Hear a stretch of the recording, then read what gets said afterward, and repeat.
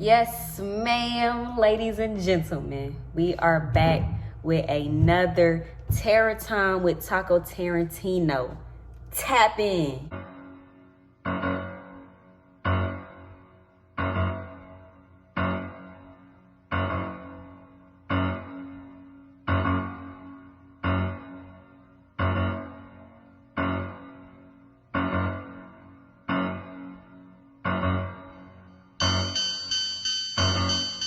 I had to treat y'all like some kids and turn the TV off in the background because I don't know about y'all, but when I see a TV anywhere, I get so distracted. On this Terror Time with Taco Tarantino, we are going to cover another one of my favorite unsolved murder mysteries, Hinterkaifeck or Hinterkaifeck. It was basically a farmhouse and the family was slaughtered. Till this day, they don't know what happened.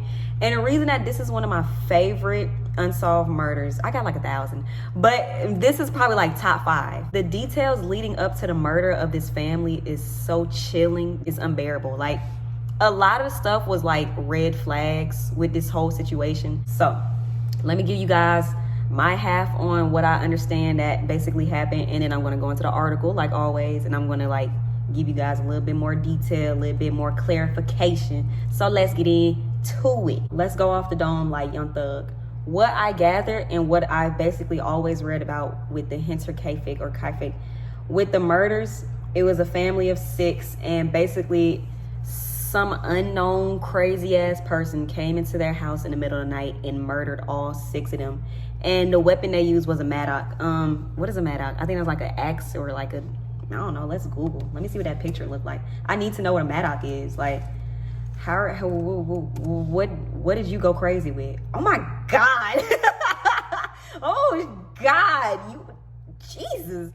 I'm wrong. It's not an axe at all. Jesus Christ. Okay, so basically an unknown assailant basically came into the homes of a family. It was actually a farmhouse, and he or she basically murdered the whole family, all 6 of them. I think the year was maybe around 1922. It says it was in March. So on my end, you guys, basically what happened is, let me kind of sum it up, dumb it down for the people who don't like when I read to them. The thing that gets me about this situation and this like unsolved murder mystery, it's so crazy to me because it was so, like I said, it was so many red flags prior to the family being murdered. The father said he had noticed footprints leading from out the woods behind his house. Like it was snowy as shit. It's in Germany. I'm sorry, I forgot to mention that. It's in Germany. So, you know, like I said, it's always fucking snow up there. Germany, Russia. Y'all, what the hell y'all got going on? It's always fucking snowing. The father said that he saw footprints leading from the woods behind the house coming towards the house, but he did not see a set of footprints leading back into the woods. So red flag number 1, somebody is in your backyard and you see that the footprints are leading to your house. Are you not going to check that out? Are you not maybe bamboozled and puzzled, like, who the hell walking up on my house? Their neighbors was basically like, this is what they told us like a few days before they got slaughtered. So basically they were just telling their neighbors like, you know, it's just a lot of stuff going on in the house. It's kind of crazy. Somebody reported that they smelled cigarette smoke in their house. Nobody in the house was a smoker. But they said like at random times throughout the day, they would smell cigarette smoke as if somebody was smoking. Another report was that they would hear footsteps in their attic, so somebody walking back and forth. The father said he also found a newspaper inside their house that nobody in there would even read the newspaper or would basically be into that type of article of the newspaper. So he found an unknown newspaper, can't really explain where the newspaper came from. Everybody in the house said like, nah, I ain't got no goddamn newspaper. Who reads the newspaper? So just a whole lot of crazy red flags. If I remember correctly, I think that they had a maid or a nanny. I don't know, the help, whatever she was. They had something like that. She ended up quitting because she reported that their house was haunted. Shawty got out of there. Shawty said, I don't know what y'all doing, but deuces. Shawty skedaddle. She said, got a blast. Like, she got out of there. So they basically had like a nanny or a maid. And she basically told the family, I'm quitting because your house is haunted.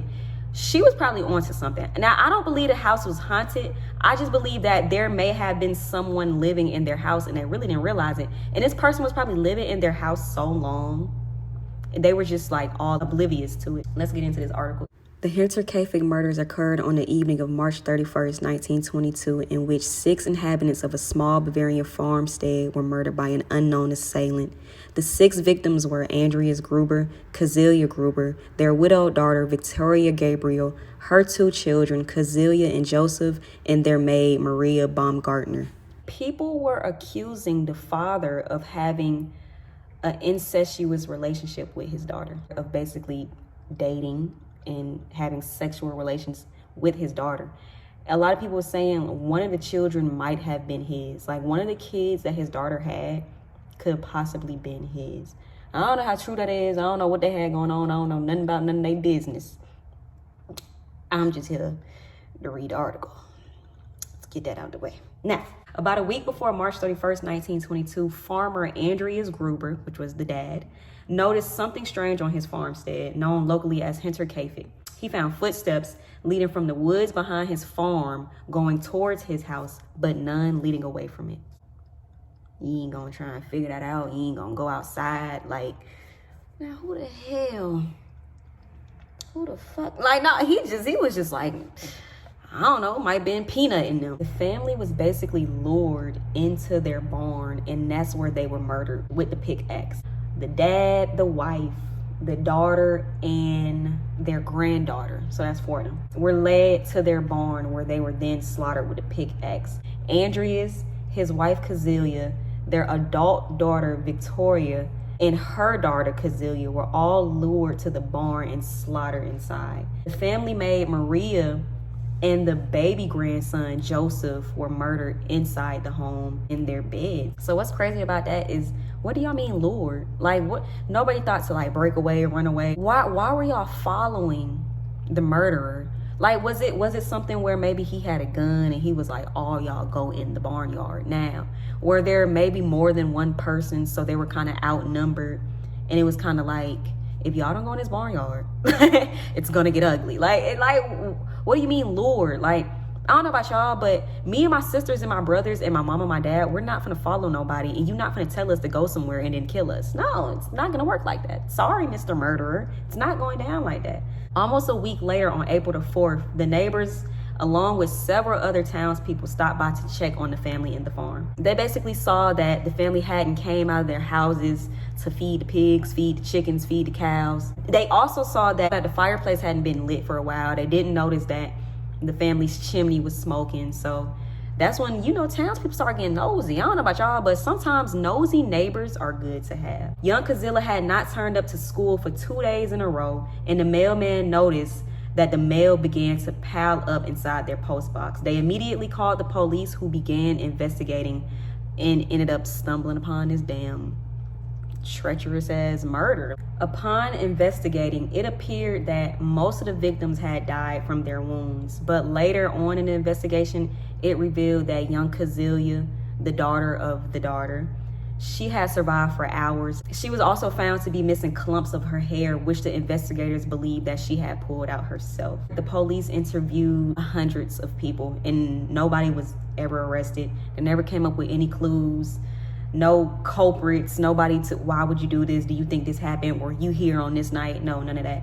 And like I stated earlier, the dad said that he noticed a bunch of crazy stuff was going on.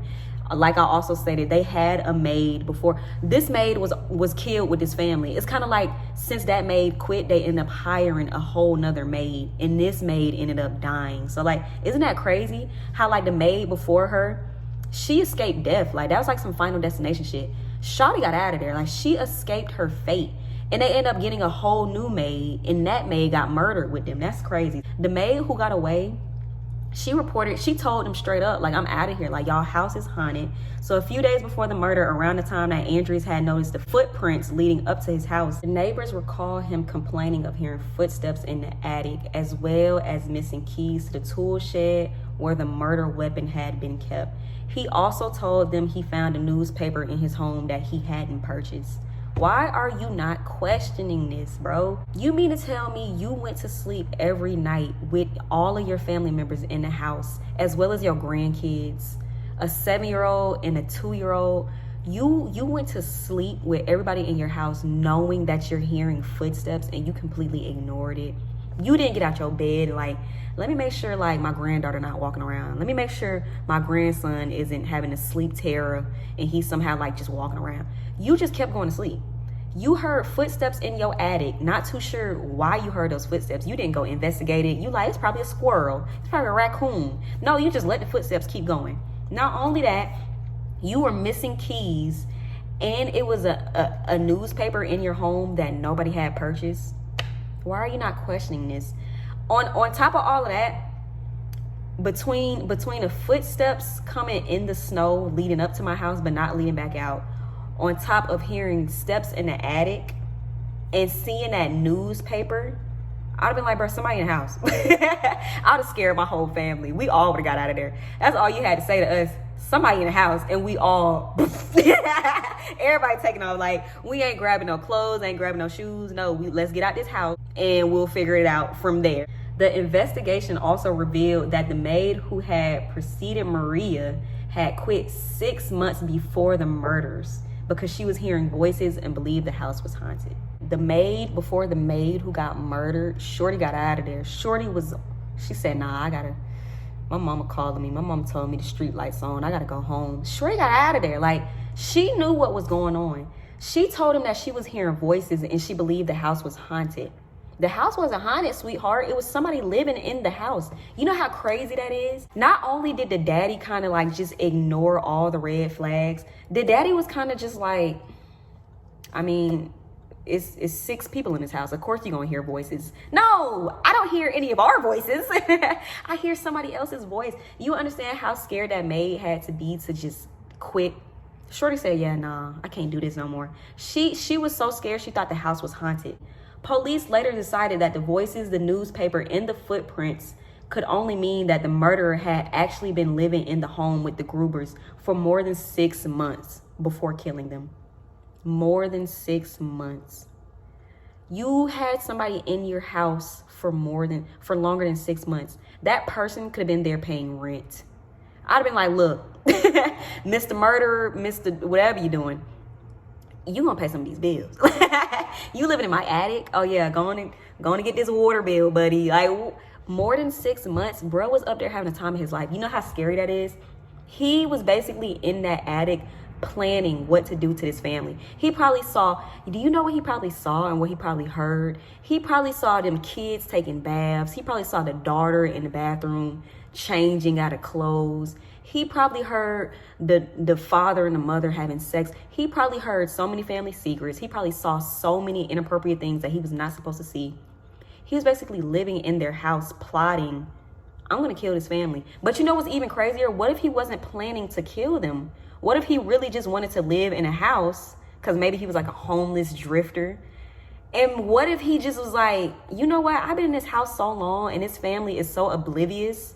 I'm just gonna murder them. That's insane. Let me tell y'all how things only get just worse for this family. After the investigation had been closed, the bodies of the Grubers were sent for autopsies. Their heads were removed and sent to clairvoyants to unearth metaphysical clues. And to make matters worse, the heads were lost during the turmoil caused by World War II. You mean to tell me you gonna remove my head from my already deceased body? You gonna remove my head, send it to a clairvoyant, thinking maybe this person can figure out like what happened? Basically, like, y'all, a clairvoyant is somebody who can like, they speak to like spirits. So you know, if you're clairvoyant, you're clairaudient, all types of different, like people who can hear things, people who can see things, people who can sense things, people who just basically have bills and they can like speak to spirits and they can, you know, sense the dead, sense the people who are no longer in this realm. You sent my heads to That's So Raven people and they didn't do their job correctly. Now, I'm not doubting them because I believe in them. I love them. I support them 100%. But you sent my heads to these people, to these That's So Raven people, thinking they was going to help the situation. And you mean to tell me my heads get lost in the middle of World War II? The bodies of the Hinterkaifeck murders were eventually buried, headless and all, in a cemetery in a nearby town. The farmstead was ultimately destroyed after all the evidence could be taken from it. There were basically a lot of theories. People were saying maybe the father owed someone money. People were saying that the daughter was tied up with somebody who was in a very high position, and she ended up dumping him, and then he came back. Like, it was just a bunch of crazy theories. Like I told you guys, one of the theories I heard was that something like incest basically was going on with the family. They were basically saying that the dad was messing with the daughter. He ended up getting his daughter pregnant, and the youngest child was supposedly the dad's. So it was his grandchild and also his child. These are just theories, like I said. I will link the article like always. I will link a video to this if you also want to watch the video and read about it at the same time. This is one of my favorite, this is top 5. This is top 5 of one of my favorite unsolved mysteries. It's insane. I don't understand what happened. The fact that somebody was living in your house for 6 months, you didn't realize. Even if the person wasn't living in the house for 6 months, even if the person just went in there like one night and like he just decided to do it, like say he got in the house on that day that the father saw the footprints, who's to say like he was in there for 6 months? You get what I'm saying? He could have been there for 3 hours and was just like, I'm gonna kill this whole family, I'm gonna just slaughter this family. That's insane. It's insane that you saw so many red flags, but you did not raise not one eyebrow to awareness. You didn't be like, hey, like, y'all get out the house real quick, I'm gonna call the cops and have somebody come out here and check the house out. You woke up and went to sleep so many nights in that house knowing that you had some keys missing, you smelled cigarette smoke. Nobody else in the family was a smoker. You smelled cigarette smoke. You heard footsteps coming from the attic. You lost a maid because she told you she was hearing voices, and she told you the house was haunted. You just kept ignoring it. You know how crazy that is. You know, there's like dead ass like stories out here where people have had whole strangers in their houses and they did not know. But the fact that you had so many red flags and you just ignored all of them, and then your family just got slaughtered. This is one of my top 5 unsolved murder mysteries. So until next week, y'all, thanks for tuning in to Terror Time with Taco Tarantino.